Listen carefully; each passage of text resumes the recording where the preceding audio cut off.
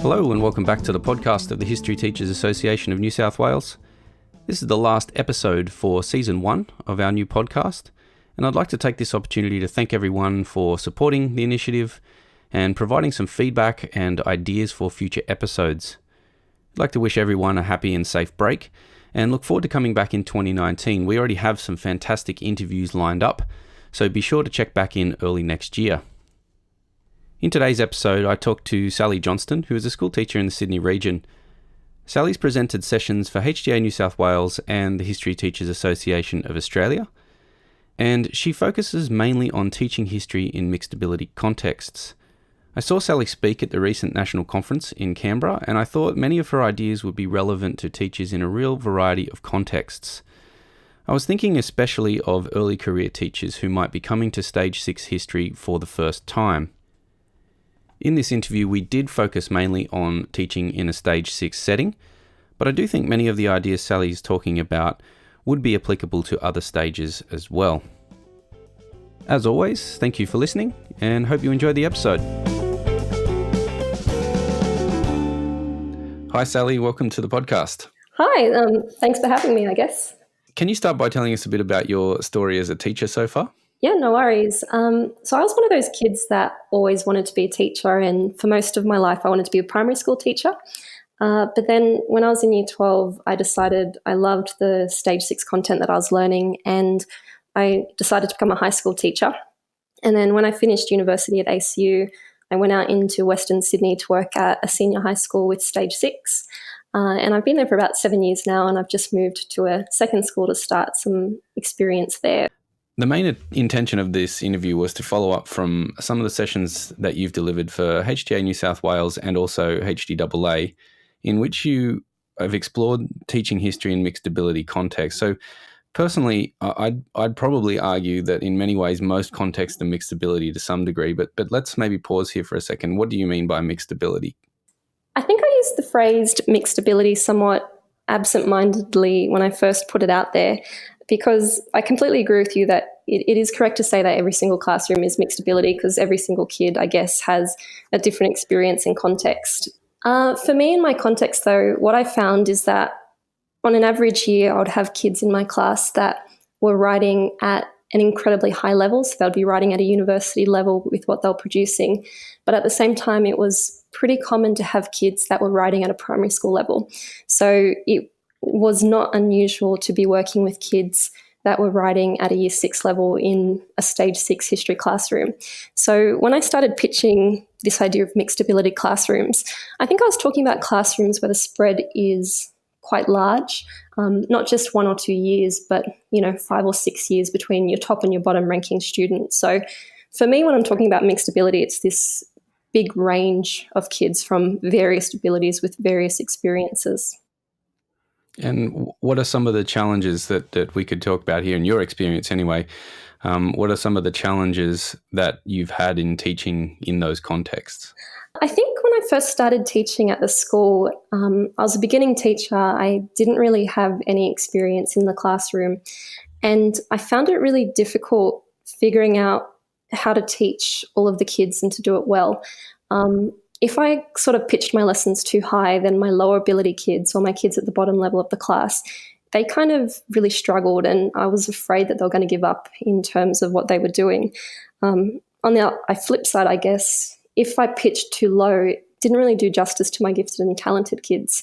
And I couldn't pitch in the middle because that didn't help anyone, I guess. So the big challenge for me, I guess, was figuring out how to make sure that every single kid is given a good experience and a chance to grow as a learner. Yeah, I can echo that in a lot of ways in terms of thinking about my own teaching. I feel like that sense of, or developing that sense of how to actually set up lessons so that they had various access points and different points of challenge for different kinds of students. I think that's been one of the hardest things as a teacher. And I think as a methods teacher at university, you see that with the students there who are learning to teach. They often say that that's one of the hardest things that they have to master. Yeah, I think it's something I read a lot about online. So in the last couple of years, I've been looking at what people say about differentiation and I guess speaking to every single kid in the class. And it's incredibly hard to do it well and to make these very engaging lessons whilst making sure that everyone has the opportunity to grow. It's a big issue. I think, let's recognize at the start that everyone's strategies for teaching a broad spectrum of students are going to be slightly different. But I think it's still useful to talk about how individual teachers approach this. So generally, how do you begin to approach teaching mixed ability class? I'm not thinking so much here about the specific strategies you use. We'll get to those in a minute, but just how do you sort of set it up in terms of your mindset and the resources that you plan to bring in and so on? When I first started thinking about differentiation and I guess working in a mixed ability context, I went out and I read a few different books on the topic. And there's a lot of inconsistent articles out there and a lot of people challenging one another about what it means to differentiate.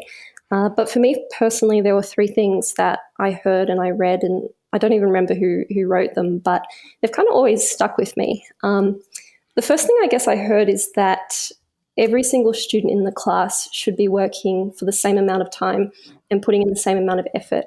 It's really easy, I guess, when kids finish early for them to switch off to do something else or to give them all of these additional activities that they go on with. But I don't necessarily think that's the right answer, because if we want to push our gifted kids, we want to make sure that they've got these meaningful activities to engage with. So I think in terms of what my kids are doing, they should all be putting in the same amount of effort, even if that effort looks different. The second thing that I've always been influenced by is I once read that teachers can differentiate content, purpose, process, and product. So what we do, how we do, and I guess what we're producing at the end of it. And I think when it comes to differentiation, they're the four sort of things I play around with. So, for example, I might give kids different readings to engage with to help them move forward, or they might produce it in different forms if it's appropriate. And I guess the last thing I believe is that differentiation shouldn't increase the gap between your top and bottom kids.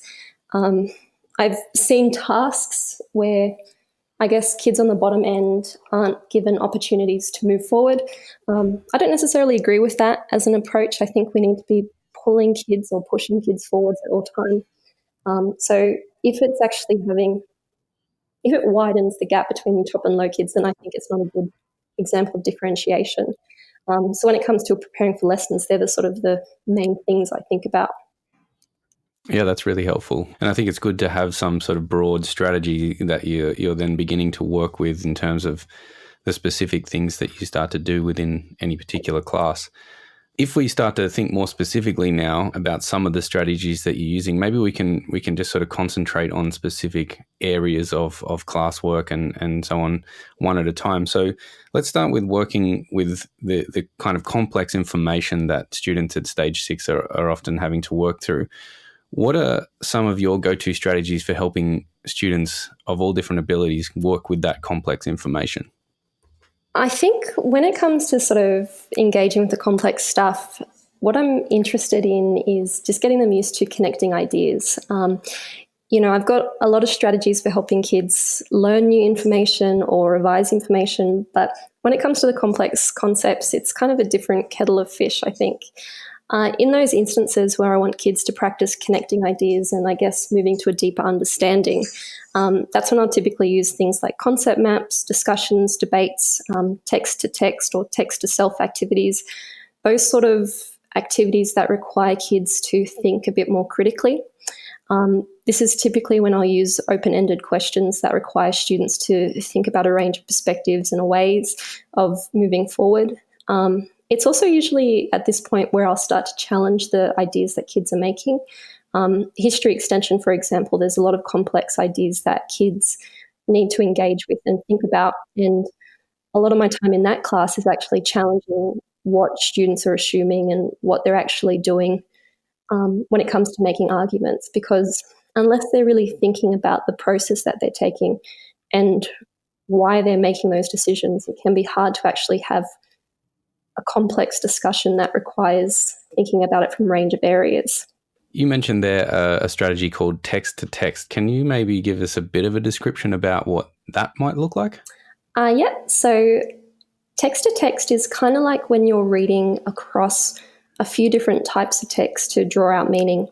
An example of it would be, I'm going to steal someone else's example. So let's say you're reading an ancient source about a person who had a pole pierce their skull. And you read this story, I forget his name, and you look at what it reveals.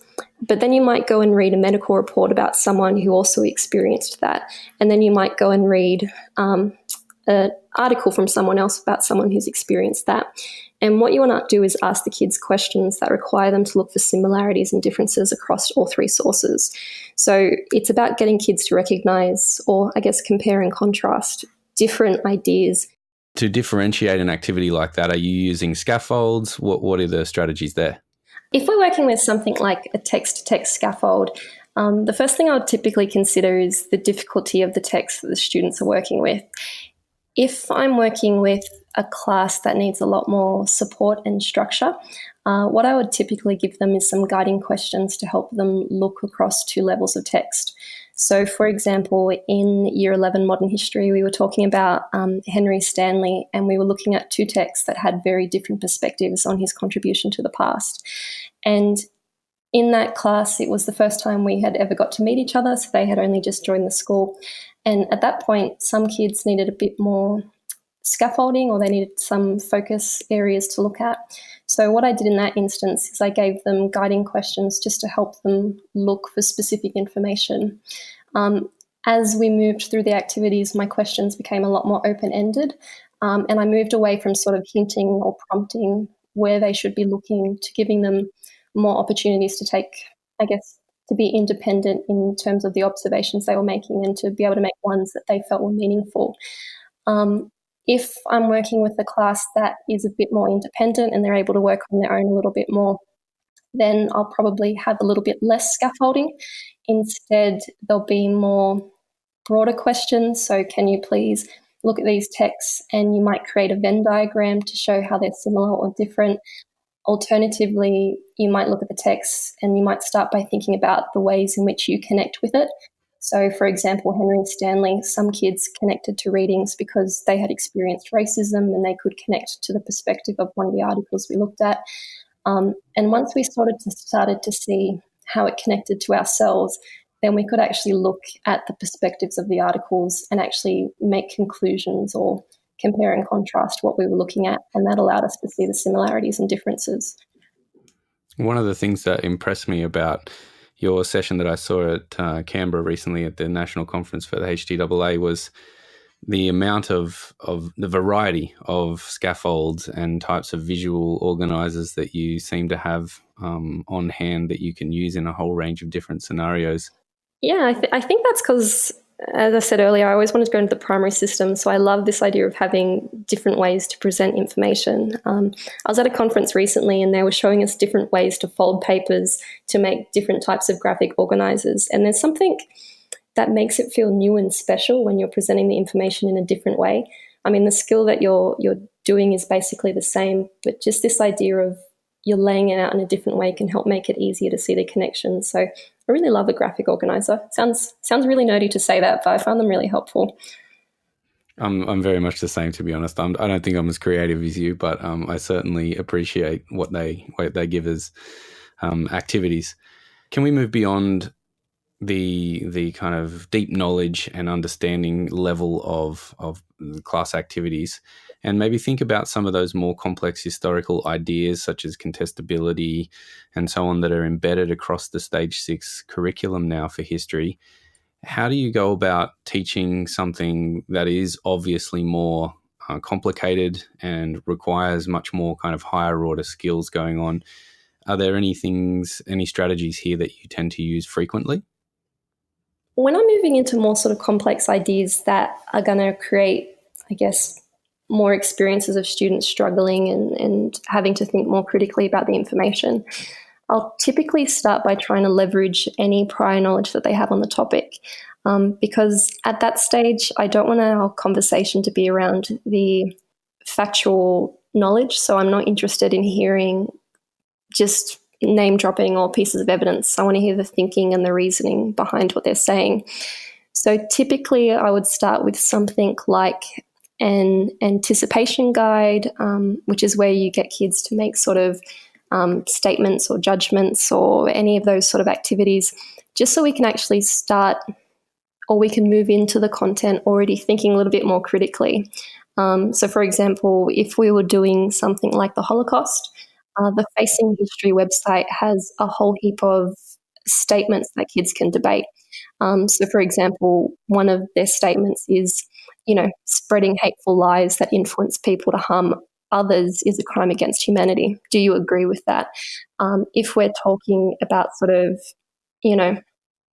text and what's in the text, I might pick one sentence or one statement or one word from the text, and I'll get them to think about what that word or statement reveals. So I remember when I was going back to Henry Stanley, because I did that recently this year, we were looking at the names of places in, I think it was the Congo, and there's an article that says it's the same as seeing Hitler's name in Poland, so all of these European names. And that comparison there got the kids thinking at a bit more critical level before we even entered into the discussion. So in short, what I'll typically do is give them something to think about that builds on their prior knowledge. And then when we move into the depth and engaging with it, their frame of reference or how they're thinking about it kind of has already shifted. Miss isn't just asking me to recall a fact. Rather, she wants me to think about this issue or this concept or whatever it might be, such as contestability or perspective or empathy. And so using those statements that are already there is a kind of a way of transitioning the students from just the factual sort of information to looking at how other people maybe make value judgments or historical arguments or judgments. And for the students who perhaps aren't as confident at that, they can at least see some working examples of this. And then the students who perhaps are a little stronger have got this opportunity to really actually start engaging with different interpretations and critical ideas. Is that kind of a fair summary of what you're suggesting there? Yeah, I'd agree with that. I completely agree with you. If you're dealing with kids that need a bit more structure or scaffolding, if you're giving them some phrases to look at, it kind of just points them in the right direction. It's kind of like giving them a little bridge into the article where if they miss a few points, that's okay because they're kind of getting at the essence of it without having to worry about comprehending every little thing. I can think of a similar strategy there that I might have used in the past where I think to do at a similar stage of the learning to get kids thinking about the more critical aspects of this, to maybe give them, say, 5 statements on the same topic and to ask them to correct the statement where or if and where they disagree, so that they end up with 5 statements that they basically agree with, but they may have had to do some shifting of the ideas to get them started. And I found that pretty useful in terms of just encouraging students to begin the process of making the judgments, because it does seem a bit overwhelming when you're young to think about these incredibly complex topics and start to have or be asked to have an opinion on them. I think it can be quite daunting. So at least some way of giving them a leg up is crucial, I think, for many students. I completely agree. And even giving kids the opportunity to say, well, how does this connect with what you already know? How does it challenge what you know? How does it extend your knowledge? Even getting them to think about what they're looking at in those sort of frameworks can also help push them forward. But it's a big task if you've not learned how to do it, and it's a lot of pressure. Yeah, and I think there's also, I find it as a teacher, there's a lot of pressure on you as a teacher to try to do it well, because you do want the students to end up at that point where they're not just listing facts, they are actually being bold enough to make their own arguments. But it does require some pretty clever, it's not magical, but I think it requires some pretty clever teaching. It does. Even I know when my kids usually come into my classes in year 11, they're a bit scared. One of the features of my context is that they have quite low levels of confidence. So I remember one girl, whenever I had a writing activity, she almost froze up. She didn't want to sit down and write. She was happy to write at any other time, but the moment I called it a writing activity, it became too daunting.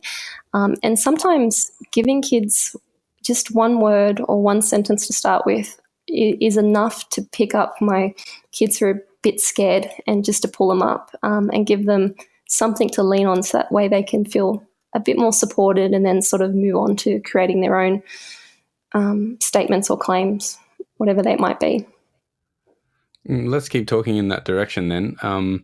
So moving from this discussion, we've kind of talked a little bit about the types of scaffolds and activities you're using to build the knowledge. We've talked a little bit about how to perhaps begin making that more complicated and using more complicated strategies there. When it comes to writing, the last session that you ran for HTA was a whole 1 hour session on this, and there were some fantastic ideas in there. Let's start with that. How do you get students who are not confident writers, how do you help them get into this process? I think it really depends on figuring out what your students can do and what they struggle with. For me, when it comes to teaching writing, I typically lean on the gradual release of responsibility model. And I favour that one because that's what our school is very much invested in, and it's what our PD has been on. For a lot of my kids who lack confidence, direct instruction, so me standing up the front and actually doing a think aloud, so outlining the reasons behind my decisions, for a lot of them, they like to look at that because it gives them something to go off. It gives them confirmation that what they're doing is correct. So I remember getting some feedback from a student who was a bit reluctant that they liked to see me do it so that they could go back and model it on their own, because things that I assumed that they knew, they didn't necessarily know what to do in some cases. And what they needed is some reassurance that there is a way forward. I remember once I was doing a thinking aloud, so I was saying, well, this is what I'm thinking. Some of my students were quite shocked that I think while I write. They had this perception when they had seen writing in the past, it was a silent activity. You don't talk while you write, but that's not the case. Our brain is constantly thinking about what we're doing. So for some of my reluctant writers, seeing me write and explain the process is really powerful for them. For others, they prefer something like guided writing or shared writing, where we'll sit in small groups and we'll write together. This is good when kids are a little bit more confident, but they just need a bit of prompting as to how to move forward. Referring to the girl before who was a bit shy when it came to writing activities, for her, something like a sentence stem was all she needed to get prompted. And even stuff like paired writing where kids have to discuss their writing can be quite powerful, because a lot of kids, in my experience in my school, they made decisions about how to write, but they couldn't articulate why. And even when it comes to writing, I think one of the things I really like is to give kids opportunities to work on different skills. This year, for example, I tried not to teach any content on Thursday in my Year 11 classes. Instead, we just worked on writing. They picked a skill, they picked how they wanted to develop that skill, and then they had to write about the content they had learnt that week. Something like choice I've found is really powerful when it comes to writing, because particularly in a mixed ability classroom, the skills that they bring in can be very different.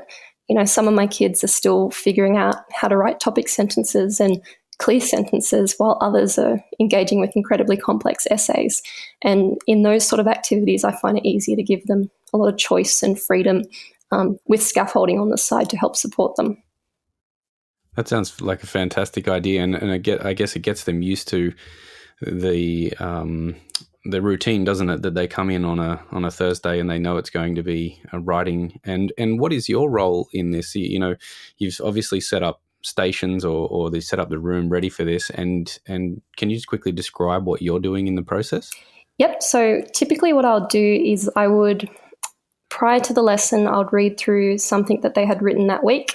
From that, I would pick 4 skills that I felt the students as a whole needed to work on. Some students maybe only needed to work on 1. I would always have an idea of where I best felt a student should, or what a student should work on. So in the first few weeks, I kind of assigned skills. So I said, okay, person A, this week I want you to work on writing clear paragraphs that have evidence. Person B, this week I want you to write or work on developing structures, because last week I noticed this. And within that, there was an activity assigned to each skill. So all I did was create 4 little skills or little activities that they worked on. It was self-directed, so I had to kind of be quite detailed in what I wanted them to achieve. And they worked in groups, so if they needed feedback, they had peers that were doing similar activities that they could talk with. And as a teacher, my role was to essentially move between the groups and actually sit with students. So one week I sat with students and they read their writing to me so they could practice identifying errors. Another week I worked with a small group and we developed structures on the board or the whiteboard so we could easily move things around. My role is less about giving content but more supporting kids for what they feel they need to work on. And then ultimately it got to the point where kids could self-identify their skills, so they would read their own work, they would identify what they needed to work on, they would go off and do it, and then they would come back and ask for specific information. So, Miss, I'm working on making my sentences really clear. Can you please read this sentence for me and let me know what you think? So because they were so used to it, they could really articulate what they wanted to work on, and they could seek feedback rather than me just sort of telling them what to do. That sounds like the ideal activity in many ways to, especially in a long-term sense, to get students being really self-reflective and also proactive in the way that they work with their own writing skills and so on. That sounds fantastic. Apart from your own reflection on these activities and how you perceive that they're working, how do you think you know anyway what's working in your class? On the one hand, I look closely at what they're producing in class to get an idea of how they're going. So I like to read their work quite regularly, just so I can get an idea of what their skills are and how they're progressing. So definitely on the one side of things, I am looking at student work samples and their performance in various assessment tasks to get an idea of if they're learning. Where possible, though, I'm kind of more interested in getting feedback from the students themselves. This can be tricky because some kids are really great and they're really reflective and they know whether or not they're learning. Other kids can either underestimate or overestimate what they're doing, and they're quite the tricky ones. So ideally, in a perfect lesson, what I want to be doing is speaking to all of my kids and actually hearing from them how they feel their learning is going. But more importantly, actually getting them to put forward evidence to support their claim. You know, if one of my students says, "Miss, I really understood the importance of the Great Depression," or whatever it might be, my follow-up question would be, well, how do you know that you've achieved that? And then they could say, well, I wrote this essay. Within that, I talked about this point, this point, this point. They might say I achieved all of the success criteria. They might rate their ability. So some kids are really reflective and they're really accurate in making valid reflections on how they've achieved. For some of my kids, though, as I mentioned earlier, they can be incorrect in their estimates.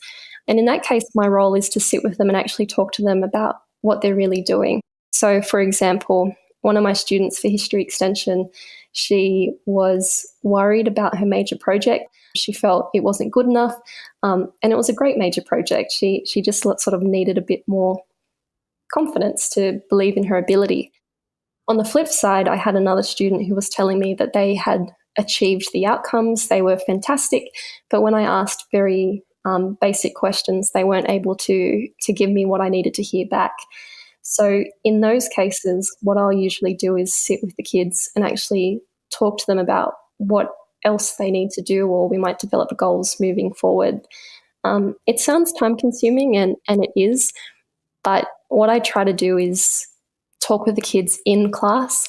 If I'm not given the opportunity to chat with them, they might do something like an exit ticket on a scrap piece of paper whereby they write a little self-reflection. I might catch up with them at the beginning of the next lesson. It's very much in class when I've got assigned activities that I'll go and chat with the kids just to get an idea. But I am lucky because I have classes that are typically under 20 students per class, which gives me a bit of flexibility. And I know not all teachers are as lucky as that, and it would be a lot more challenging if I had 40 or even 60 kids in a class, as some teachers do. We've only really talked very briefly about the material that you've covered in the sessions that I've seen, and there is so much more we could be covering, but I am conscious of time. Can you maybe quickly tell us some of the books and publications that you would suggest to people who are trying to improve their thinking about differentiation and their strategies for teaching in these contexts? Yeah, I think for me, I've read a lot out there, and a lot of it I find almost too theoretical that it becomes challenging. And as you know, as a teacher, we don't have a lot of time to engage with that. So for me, I guess my favorite authors that I found really helpful are Douglas Fisher and Kylene Beers. And the reason I really like them is because they kind of take the theoretical discussions about education and they really make it fit in the classroom.